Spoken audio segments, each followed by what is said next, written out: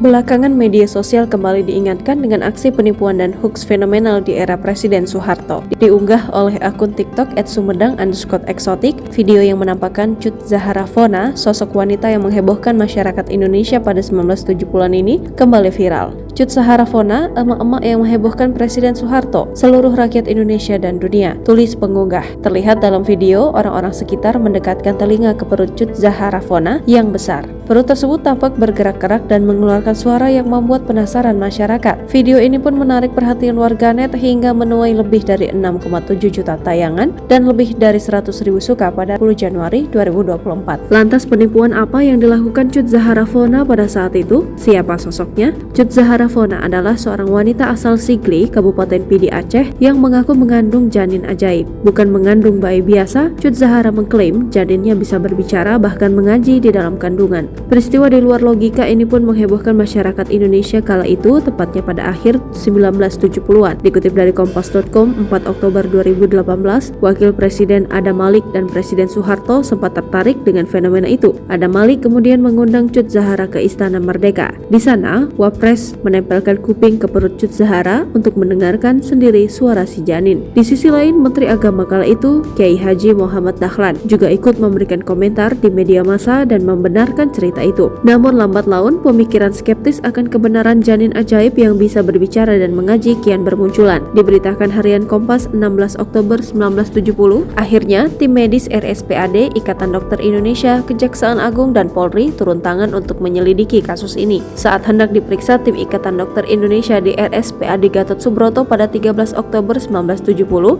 Cut Zahara Fona menyatakan bayinya tidak bersedia. Dia kemudian meminta pemeriksaan ditunda hingga minggu depan. Sepekan berikutnya, tim dokter RSCM berhasil memeriksa Cut Zahara Fona, namun mereka tidak menemukan tanda-tanda adanya janin di dalam rahim perempuan itu. Terlebih, seorang dokter menekankan bayi dalam kandungan belum bisa bernapas normal sehingga tidak dapat mengeluarkan suara. Panglima Daerah Kepolisian Kalimantan Selatan Brigjen Abdul Hamid Suasono, yang juga tidak percaya bahwa manusia bisa bicara di dalam air ketuban, akhirnya memerintahkan anak buahnya untuk mengungkap kasus itu. Kala itu polisi memburu Cut Zahara di Kampung Gambut, 14 km dari kota Banjarmasin, Kalimantan Selatan. Dari sana, polisi menemukan alat pemutar kaset atau tape recorder di dalam pakaian Cut Zahara. Polisi kemudian menyita tape recorder IL3302OOG beserta kaset rekaman suara tangisan bayi dan bacaan ayat-ayat suci Al-Quran. Kebohongannya terbongkar, Cut Zahara pun mengaku dirinya sekedar mencari untung dari kemajuan teknologi. Pasalnya saat itu tape recorder masih jarang diketahui masyarakat awam. Pada 1970-an kala itu masyarakat Indonesia hanya mengenal media televisi dan radio. Namun televisi dan radio saat itu pun masih belum umum dimiliki oleh semua kalangan.